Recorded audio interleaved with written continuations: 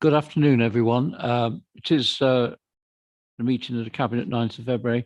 We're just waiting for Councillor de Burle. Oh, he's just walked in. Just give Ronnie a few seconds to settle down.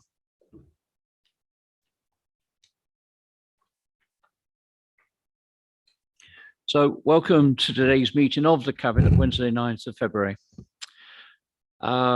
Members are reminded that we will be using the audio visual system this afternoon, and the meeting will also be streamed live on YouTube. The monitoring officer is joining the meeting remotely. There is a quick reference card placed on the desk in front of you, which provides instruction on how to use the basic speaking function of the microphone.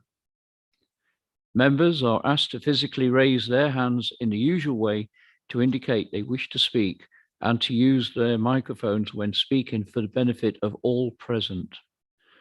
The microphone is live when the red light displays.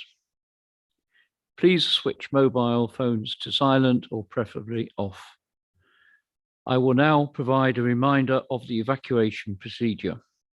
In the event of having to evacuate the council chamber, please leave by one of the 6 emergency exits around the sides of the chamber. Please assemble at the far side of the front car park nearest to the park entrance.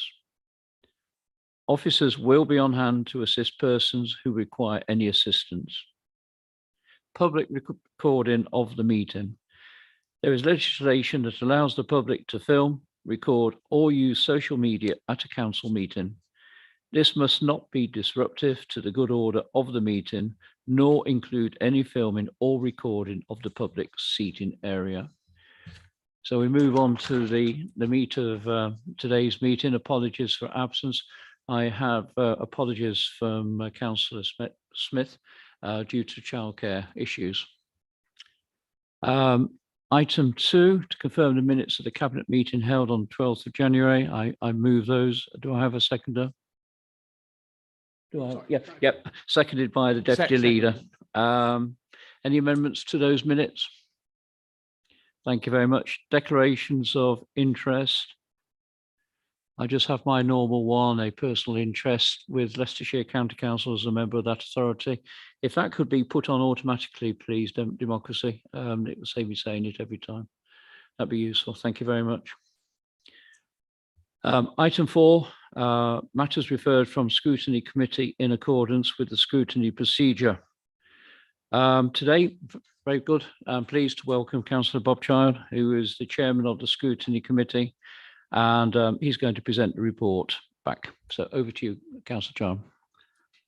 Thank you, Mr. Leader. The Scrutiny Committee met on the 25th of January to consider the 3 reports you're going to discuss later on in the session. All members were invited to attend to ensure that no one was excluded from feedback at the meeting. The Leader and 2 members of the Cabinet were present, but there were no other councillors. Prior to the meeting, we conducted a workshop on the budget proposals, which took place on the 14th of December. That workshop was attended by 5 councillors and myself.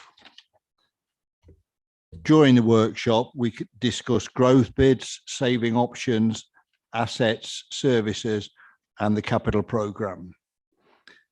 As part of the discussion, we were pleased to see that we've appointed a consultant on developing plans for the cemetery. It was pointed out that the cost of this would be in excess of £1 million, and there was concern on how it would be funded, as we've only got a small amount in the general expenses, special expenses fund. The cost of the borrowing based on 2.2% would be about 20,000, and with a 20,000 add-on for the minimum revenue provision. I suggested that could we look at the local plan to see whether there was any Section 106 money available from that. A request was also made as to the viability of constructing a crematorium in the borough. the committee agreed that this would be a worthwhile exercise. Scrutiny also questioned what activities were going to be funded by the Regeneration and Innovation Reserve, and members were assured they would be updated when it was decided to commit the expenditure. It was believed that the project officer post should remain, and it would be a worthwhile 38k investment to have somebody retained in-house with knowledge of project support. There was some concern raised over the proposed vacancy saving in the community safety team, but it was already noted that the team had already stretched, and it was believed that additional capacity within the team would help. The committee questioned whether the Mountain Lifeline project would be cost effective, and were concerned at the time that a business case had not been drafted. It was stated that should there be a strategy for managing the council's assets, but there's going to be a scrutiny workshop in March, which will look at the asset development plan, which should enable us to see what aims and objectives we can bring to the council. The comment was made for the 6th consecutive year there will be an underspend on the council's HRA capital programme. This year it was there predicting a 2.6 million underspend, and considering that we are promoting decent homes, it was questioned why the budget had not been spent. However, it was reassuring that officers did say that in the 22-23, the next financial year, the budget provided would be fully spent up. In December, just as an add-on, we had a workshop on the business development plan scrutiny, and that was considered the business plan, and the members were assured that there would be another workshop before the business plan is presented to council, and I believe that is now set for March the 15th, so we'll look forward to that. So I think that pretty well covers what we spoke about at the workshop. Thank you very much. Thank you very, very much, Councillor Child. You've raised most of the points on the bullet points here on in the paper of page 12 of the summary of feedback, and I'd like to thank you for that. I think one of the best things about the meeting was how you were kind enough to invite all members to that meeting.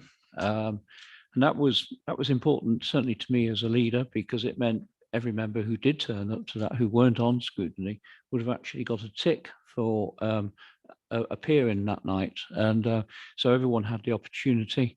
The cabinet was in full attendance. Alison sadly couldn't make it because she had a special event that was planned way ahead of that. I remember that. So that was the sole reason Alison wasn't able to be with us.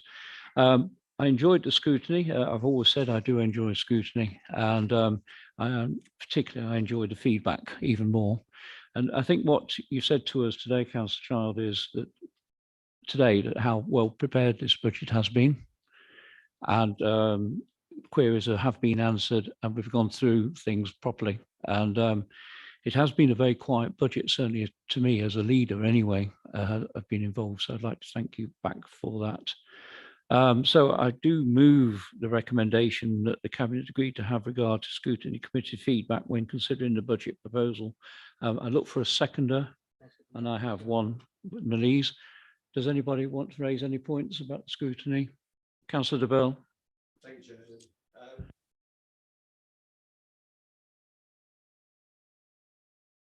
Sorry, thank you, Ed. Thank you, everybody. I have to say, Chairman, that tonight's papers must be the most examined papers in the history of Melton Borough Council. Taking into account that their financial papers quite complex and not easy to digest, and over 200 pages long, it was really some going to go through that for the scrutiny team, I think. So, Mr. Chairman, I'd like to thank Councillor Child, our chair of the Scrutiny Committee, and his committee members for the work that they undertook to scrutinise the proposals contained in the documents before us this evening. Both the working group and formal committee provided some very useful comments that fed into the process and influenced the later year's budget considerations. And I know that's you, Bob, will be keeping a close eye on the progress as we move forward through the year. Thanks, Robert. Thank you, Chairman. Thank you very much. I don't believe anybody wants to say anything. I'd just like to remind you, Councillor Child, it wasn't so long we didn't have a scrutiny committee at this panel, or whatever you like to call it. And when did we start? 3 years ago now? 2019. Yeah, 3 years ago now. So there you go. And what I've witnessed in this time of year, how it's maturing all the time and getting better, more intensive as well. So thank you for that. If you could pass our thanks back to the scrutiny committee, please. Now I've moved the recommendations, seconded by the deputy leader. I ask you all to put your hands up for those in favour of the recommendation. That's unanimous. If that could be recorded, so please, democracy. Thank you very much, Councillor Child. We move on to item 5, Treasury Management Strategy and Prudential Indicators 2022-23. And I turn to the Director for Corporate Services to summarise the report. Yeah, thank you, Leader. So the document will be submitted to Council alongside its budget at its meeting later this month, and it's a requirement that this is scrutinised in advance, and the Cabinet is responsible for that scrutiny role. The document links to the capital strategy and the capital proposals set out elsewhere on this agenda. The indicators contained within the report are split between the general fund and the housing revenue account. It should be noted that with regard to the HRA indicators, these will need to be updated once the HRA business plan is approved in April, and delegated authorities therefore requested for me to make those changes. The report references the new Prudential Code and the key requirements that are set out in this, and this is to be fully implemented in 2023-24. However, officers will be working on the requirements of this in terms of updating Treasury management practices, and training will be sought for members to fully explain the requirements under this updated code. However, adherence to the investment requirements will be taken into account for the 2022-23 financial year. New lease standards were set to be coming into effect in 22-23, and the team are working on the implications of these, although hot off the presses, that might be up for consultation at the moment. They are quite technical in nature, and in essence, this would mean that certain leases the council has might be treated as borrowing for accounting purposes. This could impact on both the operational and the authorised debt limits, and if so, these may need to be amended mid-year should that be the case. Thank you.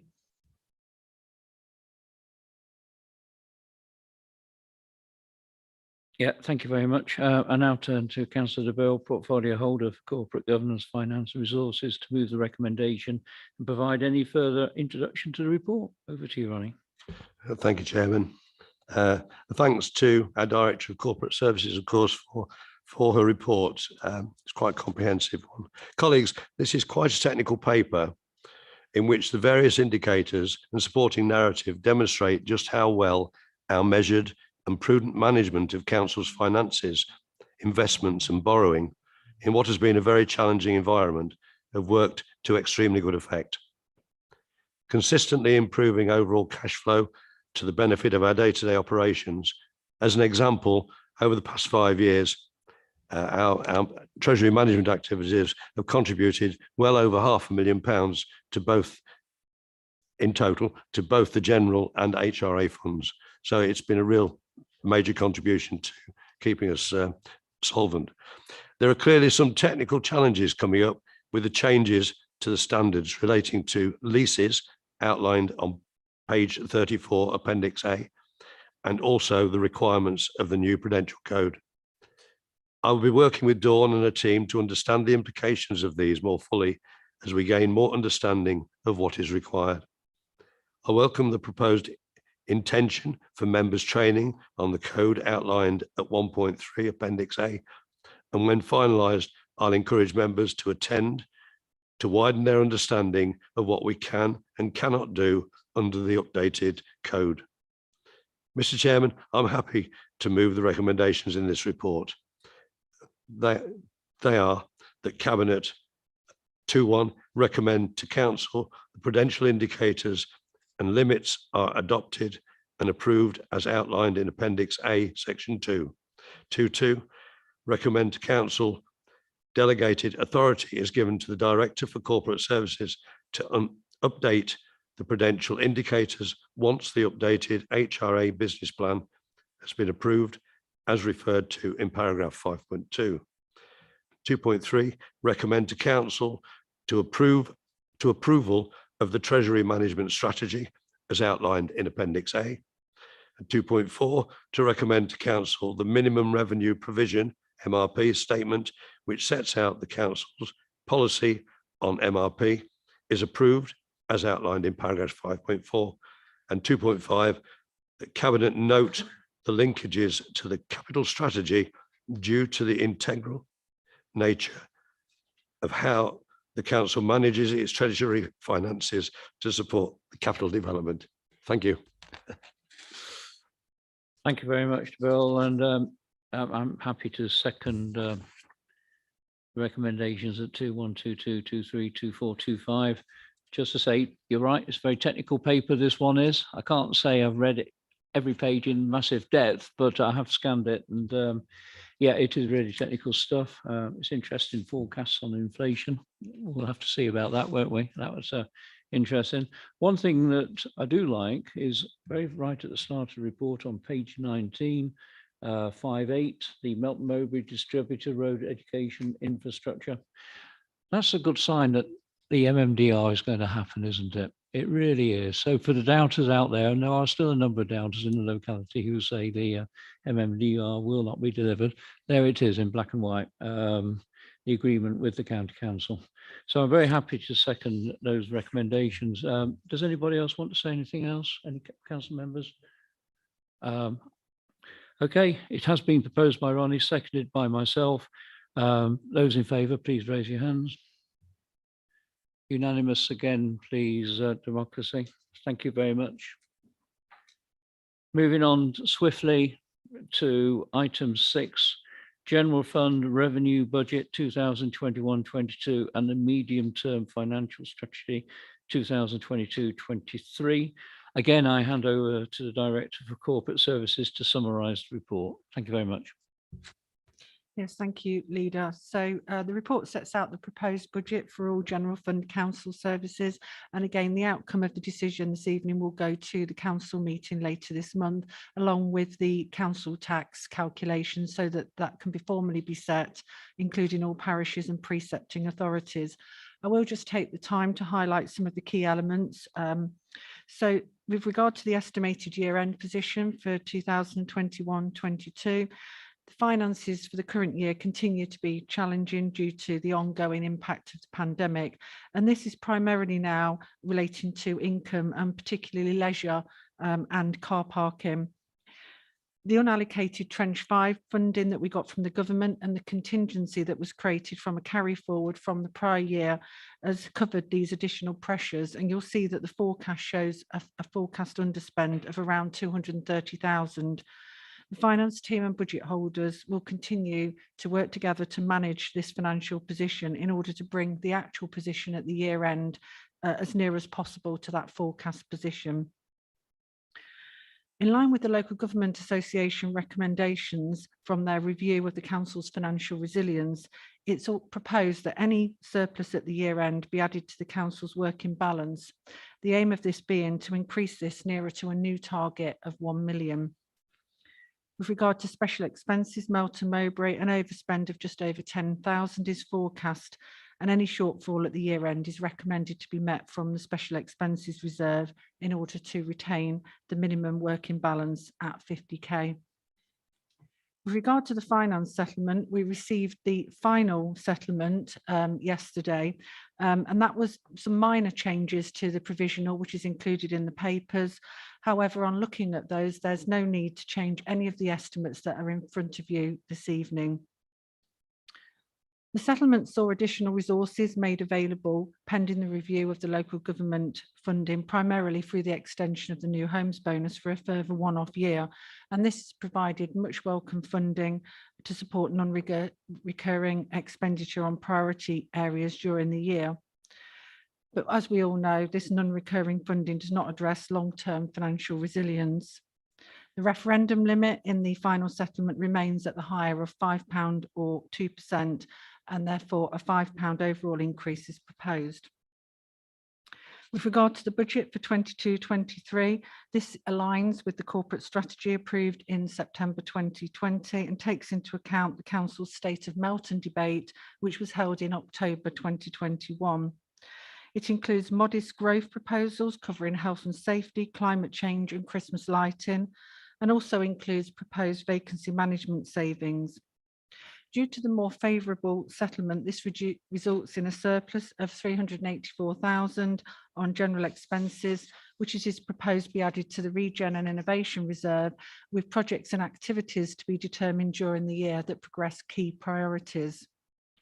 For special expenses, Melton Mowbray, one growth bid is proposed to be met from Special Expenses Reserve to enable the feasibility work to be undertaken into future cemetery provision. You'll notice that a number of assumptions have been made as set out in the report, and the various risks are also highlighted, along with any mitigating actions. It's important to note that we have no contingency proposed in the budget next year, so any increases in pressure that arise in the year will need it to be met from savings elsewhere in order to maintain a balanced budget. You'll see as well, we've also included forecasts for future years, along with sensitivity analysis on those. And they really do demonstrate the great uncertainty that exists regarding future funding levels. The results are quite wide ranging in terms of these future years projections, and that's primarily as a result of the uncertainty relating to future funding from the government. So in recognition of the potential future budget gap and the need to continue to review services against priorities and value for money, a number of already identified savings will continue to be progressed during the year, and the financial sustainability programme will continue to be developed. The position on the reserves is set out in the report alongside the position of the Council set out in the SIP for Financial Resilience Index. And as a result of COVID, the index does have some challenges created as a result of the various COVID grants and their impact on the reserves. However, pleasingly, what this does show is that compared to similar authorities, Melton has improved in terms of its financial resilience, primarily due to the reduced draw on the reserves over the last 2 years. The proposals for next year, which include the increase to the working balance I've already mentioned, should improve this position further and demonstrates that the Council is responding to the concerns that have been raised. The review of the reserves also results in a recommendation regarding the closure of one reserve and the creation of a new property repairs reserve. I'm required specifically to comment on the robustness of the estimates and the adequacy of the reserves, and on the basis of the information available to me at the present time and the information provided by budget holders, and subject to the risks set out in section 9, I am satisfied with these. I do just want to highlight that as a result of us now receiving the final settlement and the fact that that does not need any required changes to the estimates in front of you, there is no need for recommendation 2.2, which was the delegated authority, and 2.3 is a recommendation to Council with no subject to in that recommendation. Thank you.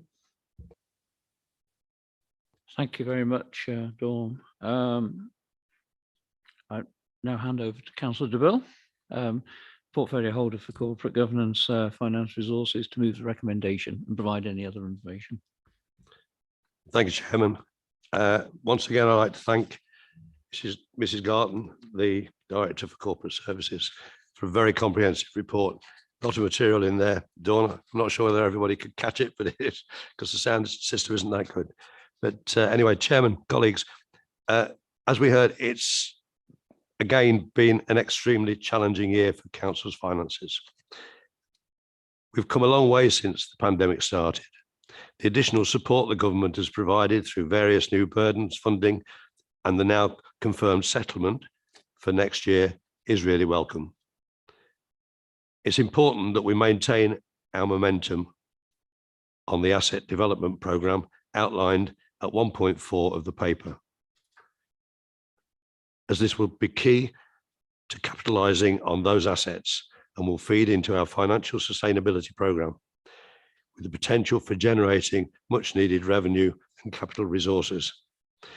The boost to the Regeneration and Innovation Reserve outlined at 1.2 of the paper will enable us to consider how we can invest further in this programme of activity. The proposed budget provides for investment in key areas of priority, including the feasibility study into future cemetery provision. It will be important to understand the level of investment that would be needed if we are to expand our provision in this service. The future still remains very uncertain for our finances, and the work on the financial sustainability programme will assist in making sure we plan and prepare for this. We have no idea what financial support the government will be providing from 2023-24, and the report makes it quite clear where the gaps are likely to be should there be a reduction in current funding levels. We need to be ready to respond to this to ensure that we keep any reductions to our core services to a minimum. Mr. Chairman, I'm very happy to move on the amended recommendations at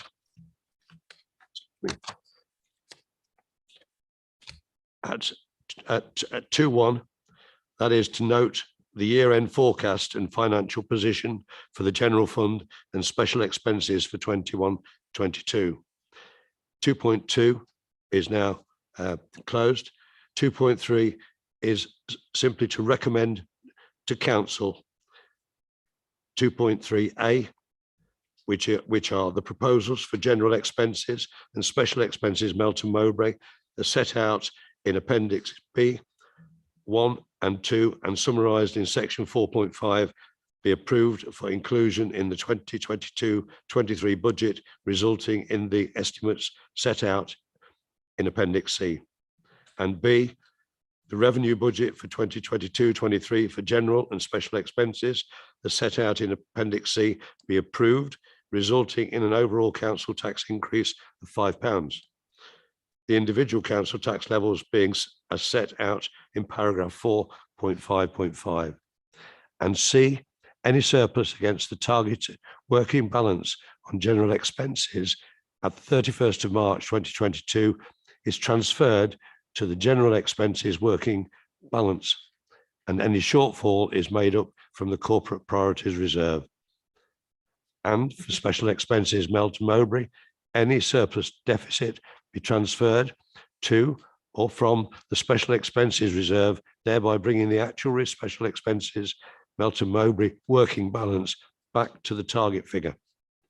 D, that members note the changes made to the risk categorisation of budgets as set out in paragraph 4.1, 4.6.2 and Appendix E.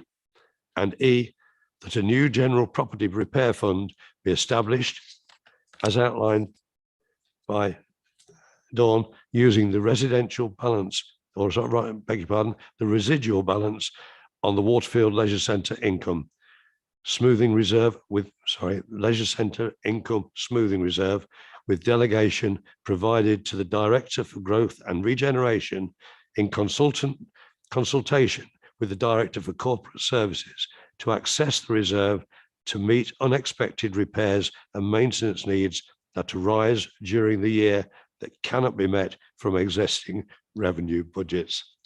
Thank you, everybody. Thank you, Chairman. Thank you very much, Councillor Burle.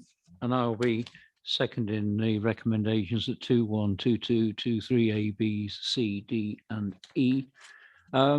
I did notice, obviously, I'm just quoting here from the paper, it allows for an overall increase in council tax of £5 across all council funds in line with the government referendum limit. If anyone's watching us, and I'm sure there will be a few, what that actually means is, I'm advised in Melton Mowbray Band D home it means council tax will just go up a fraction over 10p a week. So it doesn't sound a lot of money, but it's still a rise, of course. And this council has done its best not to do any rise, but with inflation as it is, it's hard. But hopefully 10p a week is affordable. But yeah, it will be. Just also to remind members of the public who are watching, when your council tax bill is presented, roughly speaking, 80% of it goes to Leicestershire County Council. Roughly speaking, I think just under 10% to Melton Borough, just under 10 to the police, and then about 1-2% to the fire authority, isn't it? Again, for interest, the fire authorities, they have put their council tax up today as well, and that equates to 9p for a Band D home. So again, considering a small rise. So very pleased to second those recommendations. I'd like to congratulate everyone involved with the budget. It doesn't start around Christmas. It goes way back to last summer when preliminary work is done. So many people who work for Melton Borough Council possibly don't even realise they're beginning to prepare the budget for this time of year at that point in time. But obviously, Mrs. Garton leads on that, and she keeps them all on the toes, gets the information in, and slowly but surely we come to this stage. I also like to thank Councillor Burle as well at this point. So well done, Ronnie, to you. Has anyone got anything else to say on this? If not, those in favour, please raise their hands. Unanimous. Thank you very much. If that could be noted, democracy. We move on to item 7, capital programme 2021-26 and the capital strategy. And for the last time today, I believe I turn to Director for Corporate Services to summarise the report. Over to you, Dawn. Thank you, Leader. So the report puts forward for approval the Council's capital strategy, which sets out forward projections over the medium term and strategic aspirations that must be considered by the Council alongside the budget and its associated reports. It links to the Treasury Management Strategy and the revenue budgets elsewhere on this agenda. You will note that no proposals at this stage are put forward with regard to special expenses, and the capital programme for the housing revenue account is dealt with in the next report. The proposed funding for next financial year is also set out within the report. The programme is primarily focused on long-term ICT replacement projects and grant-funded private sector housing improvements, and also other general fund asset improvements as highlighted by the stock condition surveys, which have been long awaited. Forward projections regarding capital spend on the general fund are hampered by the limited resources that are available to fund investment. The asset development programme is aimed at freeing up surplus assets to generate revenue and capital receipts, and this should bring additional receipts in future that can be used to support future capital programmes. As such, asset improvements are limited to essential repairs only, which will be assessed on an annual basis, taking into account asset conditions. The housing revenue account long-term plans will be informed by the HRA business plan, which is due to be finalised and presented to members in April. Thank you.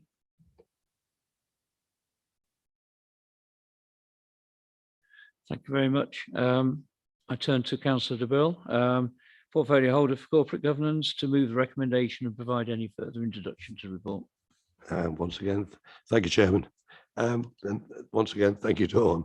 As we've just heard from our Director of Corporate Services, the revised SIPFA Prudential Code for Capital Finance in Local Authorities requires the Chief Financial Officer to publish a capital strategy report, which details the expenditure and affordability of the finance programme and identifies any associated risk with the strategy. In 5.1 of the paper, we can see the main consideration of underspend from the current year. Planned carry forwards, as with the LAD 3 project, together with changes to vehicle replacements driven by the requirements of climate change. And at 5.2, the need to incorporate unexpected essential maintenance like that necessary at the moment at the Waterfield Leisure Centre. At 5.5, the document summarises on the capital expenditure for 2022-23, including the proposed expenditure on IT, which recognises the need to keep our IT infrastructure up to date. The long-awaited stock condition survey will inform the proposals for council assets, although limited funding has meant we are only able to undertake essential repairs in the area for now. And this remains a concern as more work is certain to be needed. This highlights the need to generate capital receipts in the future from the asset development programme. The programme also seeks to maximise grant funding for greater investment in housing. The capital strategy provides, as required by SIPFA, a longer-term view of our position and highlights the need for increased capital resources so that we may continue to invest in our assets.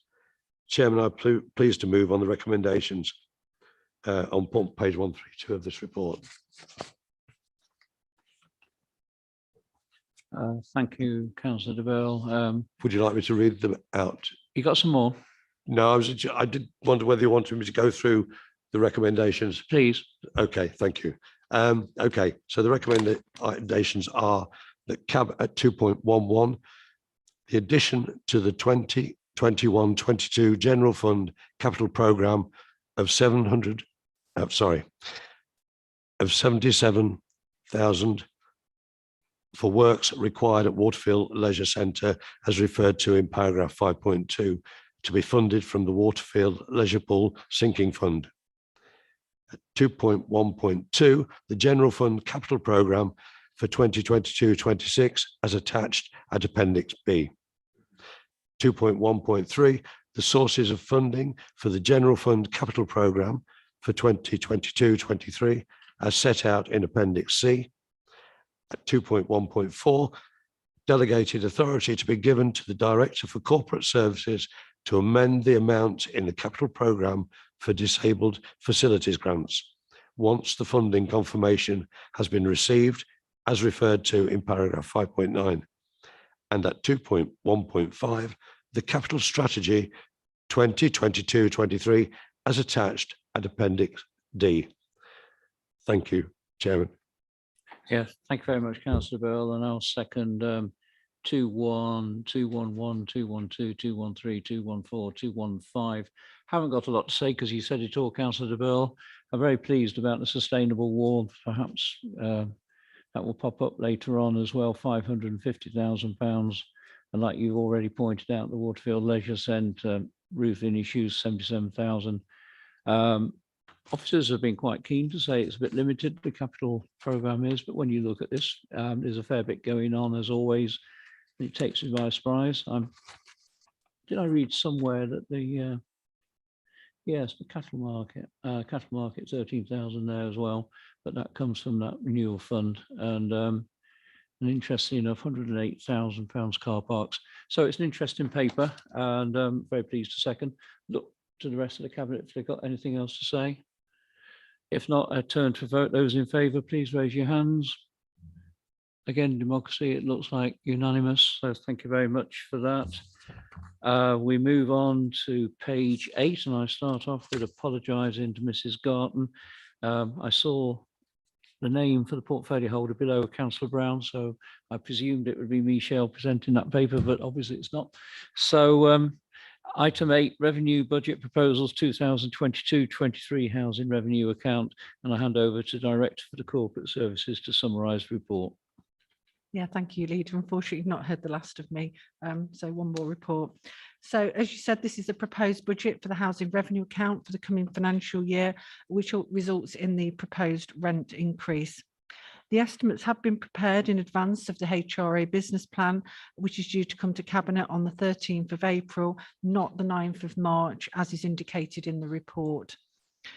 The year-end position is indicating an underspend of around 172,000, which will reduce the call on the reserves in the year in order to maintain the working balance at its agreed level of 750k. And the reason for these underspends have been reported to members previously as part of budget monitoring reports, and they are set out in the report. But primarily this is due to the reduced costs of the stock condition surveys and the reprofiling of spend to later years, as well as an underspend on employee costs due to vacant posts.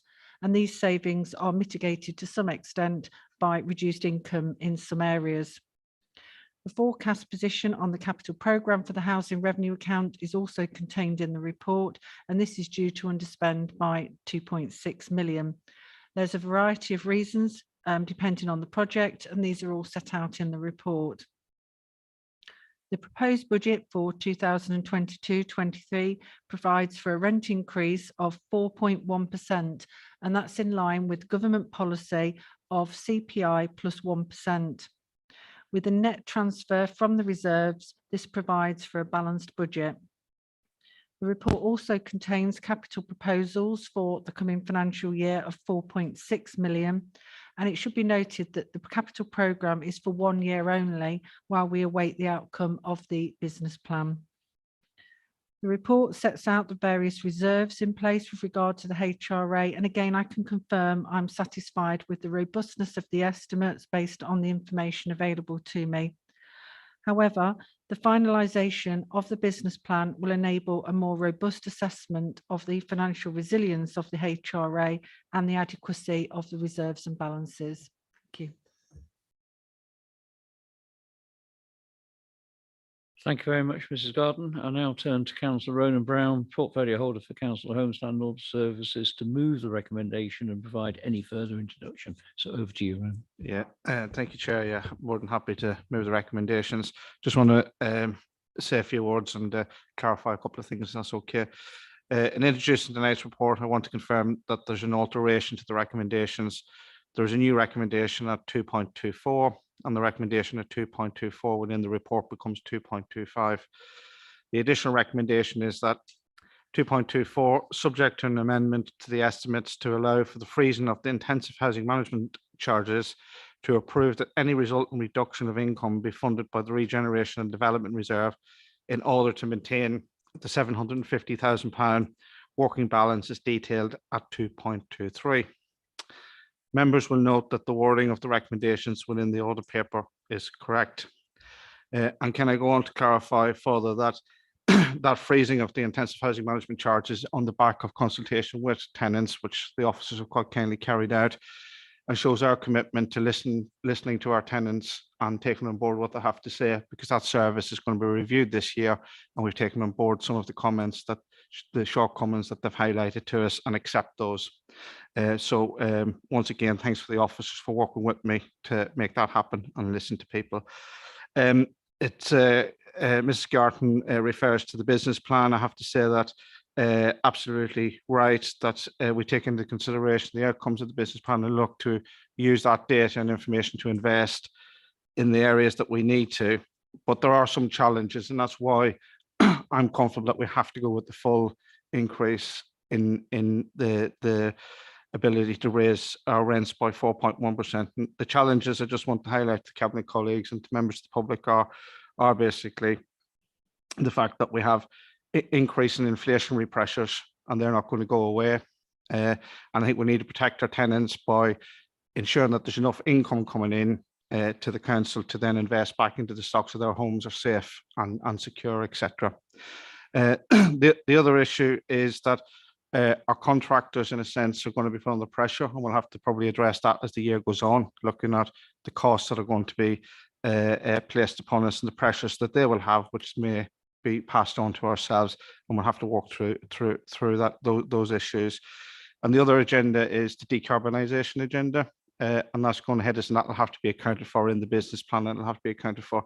And again, that's very important, because that's also about reducing the bills to our tenants if we get that right and do that correctly in relation to that. And the other thing I would just finally, before I go on to move everything, is in 3.2.2, you will note that we've added, or I've asked for it to be included there, that we give some advice and support to tenants who may be struggling financially. And that's due to energy hardship, any other financial hardship, and the officers will be tasked by the director, Michelle Howard, to ensure that from now going forward, that any tenant who comes across our threshold, or who we go across their threshold, that we're actually offering that help and ensuring they've got the correct income and the access to the correct support that they need. So therefore, Chair, the recommendations for item 8, revenue budget proposals 22-23 housing revenue account, are therefore as follows.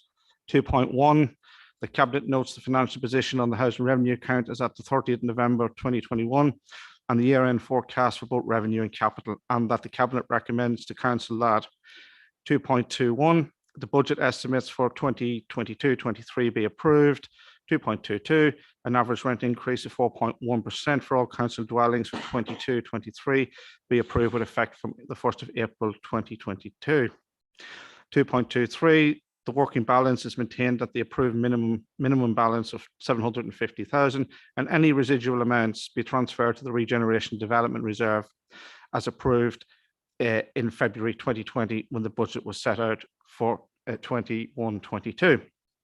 2.24, subject to an amendment to the estimates to allow for the freezing of the intensive housing management charges, to approve that any resultant reduction of income be funded by the Regeneration and Development Reserves in order to maintain the £750,000 working balance as detailed at 2.2.3. And finally, 2.2.5, the 2022-23 capital programme be approved. And thank you, Chair. Thank you very much, Councillor Browne, and I'm second at 2122, 221, 222, 223, 224, 225. I haven't got a lot to say. You said an awful lot, Councillor Browne there. But what I did enjoy listening to you was saying how well the officers have been working with the tenants, and I know very well you've been working with the tenants.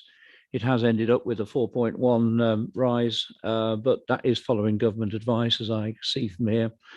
And but it does, as it says in the report, it does ensure resilience and financial stability to the HRA account. So it says it all, really. Has anyone else got anything else to say on this one, or can we move to the vote? Move to the vote then. All those in favour, please raise their hands. Again, unanimous democracy. I turn now to my chief executive. Nothing else on the, I haven't forgotten anything, have I? No, he's smiling, by the way, for those who can't see him. Just thank everyone, and again, thank all the officers on the preparation of the budget. It's a busy time of year for them, and it moves on to full council, of course. So thank you very much, and we'll see you next time. Cheers, Em.